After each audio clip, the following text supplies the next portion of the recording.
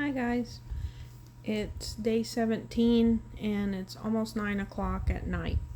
Um, it was a decent day today. I was very, very tired.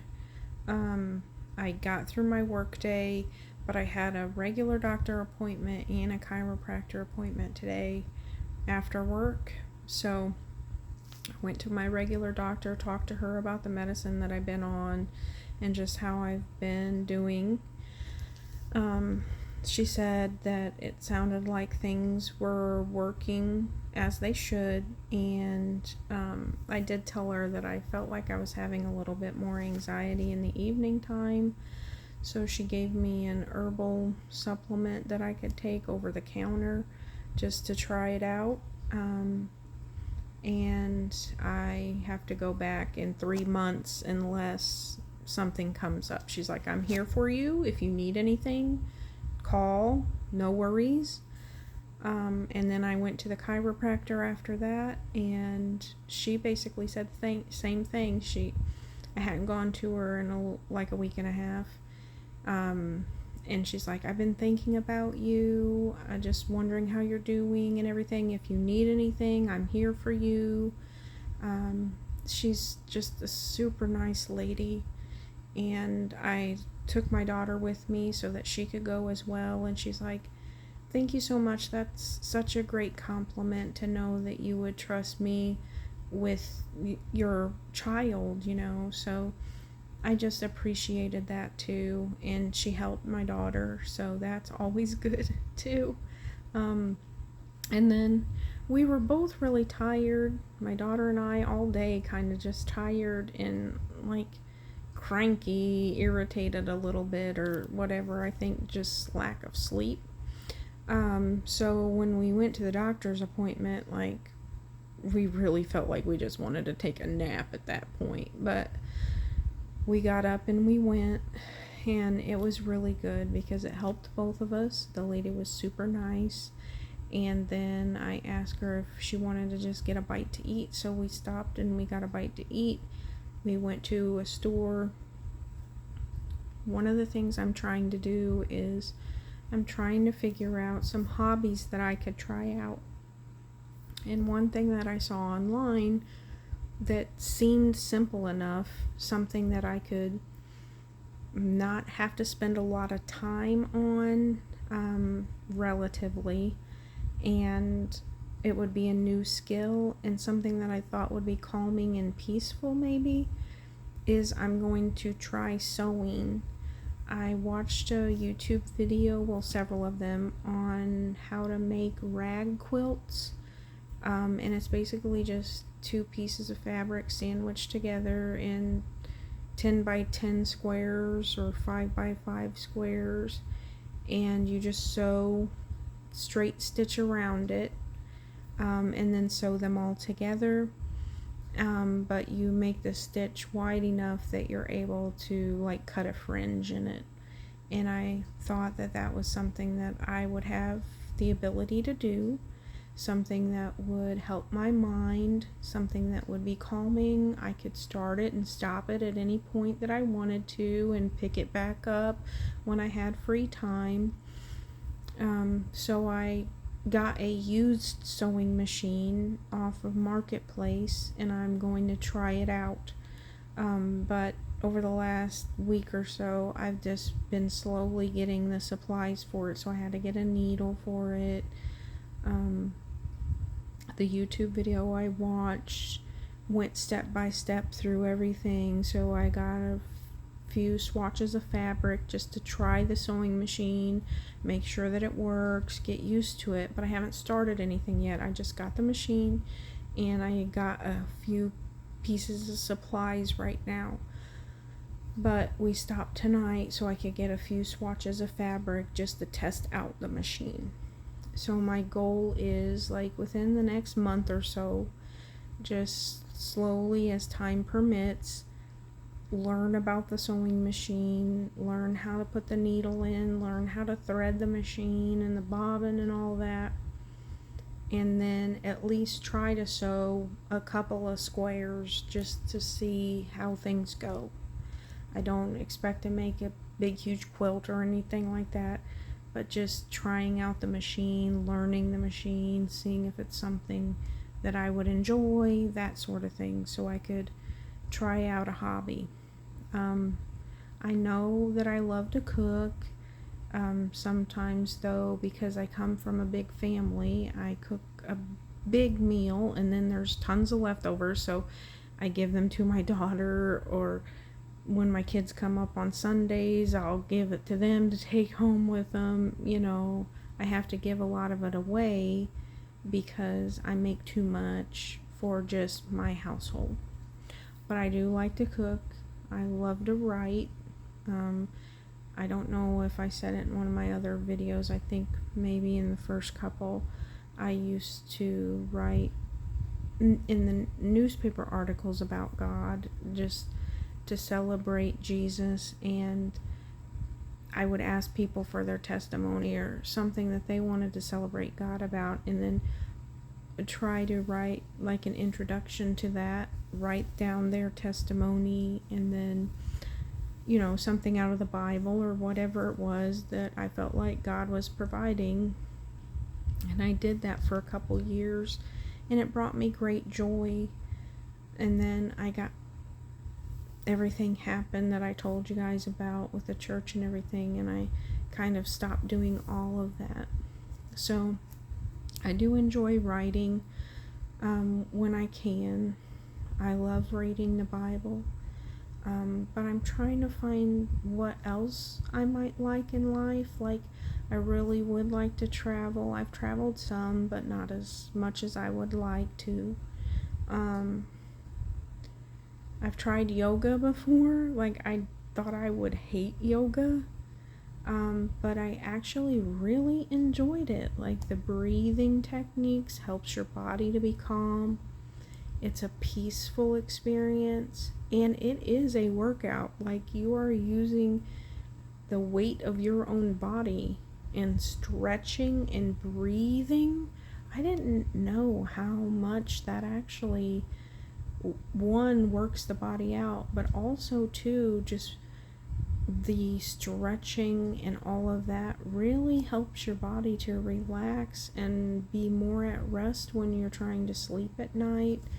I would like to get back into doing that because it was something that I unexpectedly really enjoyed doing. And I saw the health benefits from that. So I'm just trying to think of things that I might like to try to find out, what I like. I did try to paint before. I'm not really an artist. I always wished I would have like a talent for drawing or painting. I would love to sing or play an instrument or something like that. But I don't really think at this moment that I'm gifted in those things. Like, I might be able to learn it, but I don't feel like it's just something natural that comes naturally to me.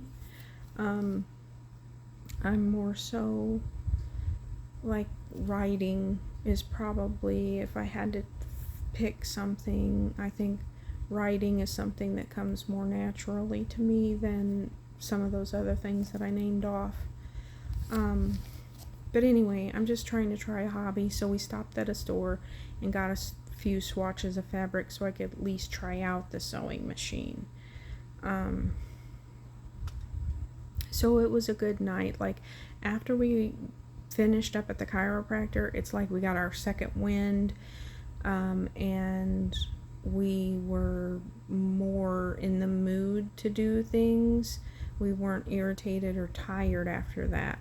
And so we went and got dinner, then we went and got the fabric, and then we came back home, and we're kind of winding down for the night. But I just wanted to get on here because I am committed to doing this for at least 41 days because I want to see what God is going to do in those 41 days. I will go ahead and read to you. I'm not planning on this being a long video tonight, but I did want to read to you what I had written down from Genesis 22. I will go ahead and read part of Genesis 22 to you, and then just briefly what I wrote down that I got out of it. It says, Abraham tested. That's the title in my Bible. It says, sometime later God tested Abraham. He said to him, Abraham, here I am, he replied. Then God said, take your son, your only son, whom you love, Isaac, and go to the region of Moriah. Sacrifice him there as your burnt offering on a mountain I will show you. Early the next morning Abraham got up and loaded his donkey. He took with him 2 of his servants and his son Isaac. When he had cut enough wood for the burnt offering, he set out for the place God had told him about. On the 3rd day, Abraham looked up and saw the place in the distance. He said to his servant, stay here with the donkey while I and the boy go over there. We will worship, and then we will come back to you. Abraham took the wood for the burnt offering and placed it on his son Isaac, and he himself carried the fire and the knife. As the 2 of them went on together, Isaac spoke up and said to his father Abraham, Father. Yes, my son, Abraham replied. The fire and wood are here, Isaac said, but where is the lamb for the burnt offering? Abraham answered, God himself will provide the lamb for the burnt offering, my son. And the 2 of them went on together. When they reached the place God had told him about, Abraham built an altar there and arranged the wood on it. He bound his son Isaac and laid him on the altar, on top of the wood. Then he reached out his hand and took the knife to slay his son. But the angel of the Lord called out to him from heaven, Abraham, Abraham. Here I am, he replied. Do not lay a hand on the boy, he said. Do not do anything to him. Now I know that you fear God, because you have not withheld from me your son, your only son. Abraham looked up, and there in the thickets he saw a ram caught by its horns. He went over and took the ram and sacrificed it as a burnt offering instead of his son. So Abraham called this place, the Lord will provide. And to this day it is said, on the mountain of the Lord it will be provided. The angel of the Lord came to Abraham from heaven a second time and said, I swear by myself, declares the Lord, that because you have done this and have not withheld your son, your only son, I will surely bless you and make your descendants as numerous as the stars in the sky and as the sand on the seashore. Your descendants will take possession of the cities of their enemies, and through your offspring all nations on the earth will be blessed, because you have obeyed me. Then Abraham returned to his servants, and they set off together to Beersheba, and Abraham stayed in Beersheba. When I first read this, of course, the first thoughts in my mind were that this was a foreshadowing of what God was going to do in Jesus, of course, giving his only son. And I'm trying to find it here. He said, now I know that you fear God, because you have not withheld from me your son, your only son.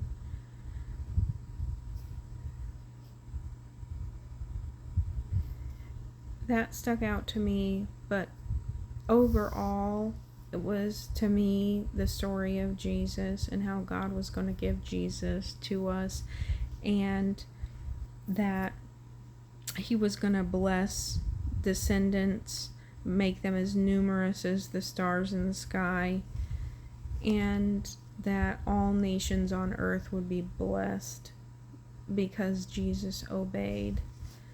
What I wrote down, I put in verse 2, God told Abraham to sacrifice Isaac as a burnt offering. In verse 5, Abraham told his servants, we will worship, then come back to you. So he told his servants, we're going to go worship, and then we are going to come back to you.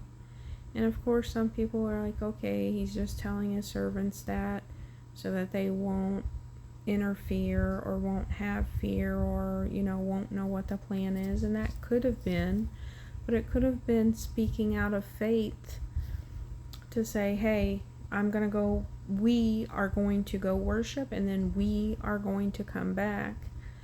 Speaking out of faith that God was going to provide something other than Isaac for the burnt offering. Verse 8 says, God himself will provide the lamb for the burnt offering. So Isaac asked, where's the lamb for the offering, Dad? And his reply was, God himself will provide the lamb for the burnt offering. So again, I feel like this is also, once again, speaking out of faith, saying God's going to provide the lamb. Maybe he didn't quite understand what the plan was, or why God was telling him to do this. Or at this point in his life, Abraham has walked with God for quite some time, and he gave him the son Isaac that he thought was a joke. So he has learned to obey God. So who knows what was going through his mind? Was he questioning God? Was he just saying, okay, God told me to do this, and this is what I'm going to do? And of course he loved his son, but did the human side of him get overwhelmed? It doesn't appear to be that way. So I don't know if he's just walked long enough with the Lord that obedience has become second nature to him, where he doesn't question or have unbelief in his heart because he's seen so much and they've had such a long relationship that he trusts in the Lord to know that whatever God tells us to do, something good is going to come out of it. So after that, in verse 13, a ram is actually caught in the thickets, and that's what's used as the offering. And because of all of this, in verse 16, God says, I swear by myself, declares the Lord, that I will surely bless you and your descendants as numerous as the stars in the sky. Your descendants will take possession of cities of their enemies, and your offspring, all nations on earth, will be blessed because you have obeyed me.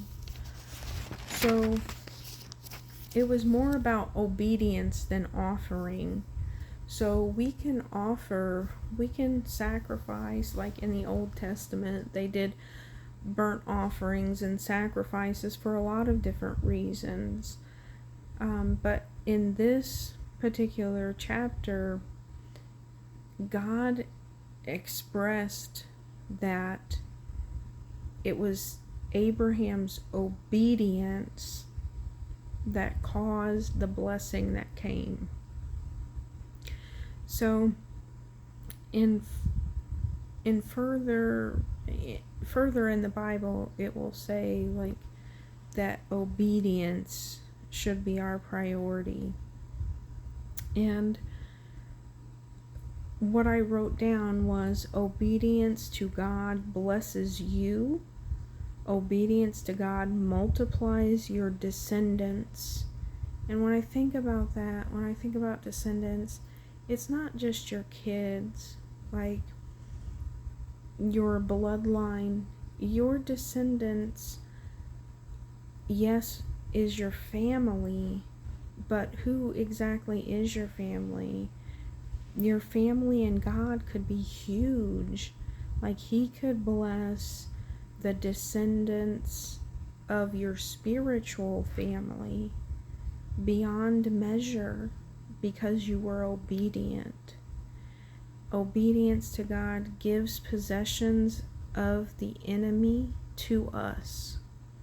So everything that the devil tried to rob, everything he stole, took away. I mean, he's the ultimate enemy, right? But the possessions of our enemies We are given the possessions of our enemies. And I just thought, Jesus went down and took the keys of hell. So he took the possession of his enemy. Like, the devil is always trying to possess things. But when we obey God, those possessions are given to us. I feel like even people, God, when people are willing, God dwells in them through the Holy Spirit. Of course, Satan and demons are trying to do the same thing. But if we obey God, we are no longer possessions of the enemy. We are given back into our rightful family. We are a descendant in our rightful family, in God's family. We are given back because of the obedience of the children of God. The obedience to God, all nations on earth become blessed. All nations on earth become blessed because of obedience to God. So, obedience to God blesses you, multiplies your descendants, gives possessions from the enemies, and all nations on earth are blessed. Obedience is powerful. It's not easy all the time. What does Spider-Man say? With great power comes great responsibility. Something like that. Obedience is not always easy, but obedience is powerful, and obedience is worth it. The blessings that God provides through obedience, I don't even think we can fathom. Like, blesses us, yeah, we've had blessings, but if we have straight, pure obedience, do you know what kind of blessings we could tap into? Things that we could never imagine. Multiplying our descendants, maybe our bloodline, maybe our family, maybe our spiritual family, but it multiplies, and multiplies. Gives possessions of the enemy, so the things that are robbed, stolen from you, those possessions are given because of your obedience back to you. And all nations on earth are blessed. Obedience allows blessings to all nations. Like, how powerful is it to not just bless you, not just bless your descendants, not just give you possessions, but also bless all nations. I feel like the next time you have to make a choice whether to be obedient to God or to decline, think about the power that you hold in that decision, the blessings that you will receive, but not just you, your descendants, the possessions of your enemies, and all nations being blessed. So maybe sometimes we make it all about ourselves, right? God, you're asking me to do X, Y, and Z, but it makes me feel uncomfortable. Or people may look at me funny if I do this. What will other people think about me? What will other people say about me? If Abraham had done that, what would have happened? Abraham would have been like, well, if I do that, then everybody will think I'm a horrible dad. I can't do that. Well, if I do that, then I won't have a son anymore. Well, if I do that, my wife will hate me. Well, if I do that, my servants are going to think I'm out of my mind and probably go tell everybody, and then nobody will want to follow me and nobody will believe me anymore. Like, if Abraham had let doubt, unbelief, fear, insecurity, or just human emotion and thinking, human rationality, if he had done all of those things instead of saying, we will worship and then come back to you, God himself will provide the lamb for the burnt offering. If he had said all of those other things rather than we're going to go worship and God's going to provide, if he had not been obedient because of all of those other reasons why not to, what would have happened then? Because that was the person God had chosen to multiply the descendants, to do all of these things. What if he had instead do what we do and say, well, God, I know that you're wanting me to do this, but, what if? Maybe we need to follow Abraham's example. And when God asks us to do something, one, remember Abraham and what he did and what his obedience brought. Maybe don't focus on us so much. And even if we have to remind ourselves, look, if I'm obedient, God will bless me. God will bless my descendants. I will get possessions from my enemies, and all nations will be blessed. Don't I want those things? It's not just about me. My descendants will be blessed. All nations will be blessed. Don't I want that? When you start stacking up all of the things that come to you with obedience versus without obedience, maybe the scale tips the other way. Also, to remember Abraham's faith and Abraham's obedience. You can even be honest with God and just be like, look, God, I know you're asking me to do this and this is very hard for me. But I know Abraham was faithful and I know Abraham obeyed you and I want to be obedient to you too. So I'm going to give it a try. Or be bold and courageous like Abraham, and just, if God is asking you to do something, just say, I'm going to praise and worship you, Lord. I'm going to return from this situation that you're asking me to do X, Y, and Z. I'm going to do it. I'm going to return. You're going to provide. God, I don't feel comfortable doing this, but I'm going to do it. I'm going to be obedient to you, and you're going to provide. You're going to provide the courage. You're going to provide the confidence. You're going to speak through me.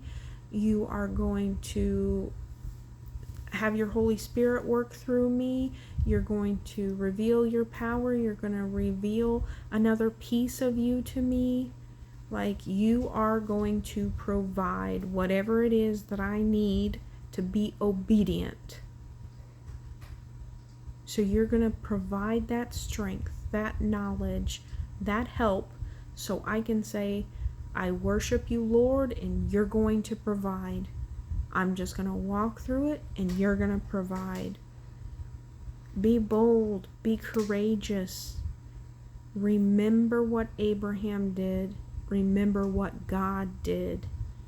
God provided that measure of faith.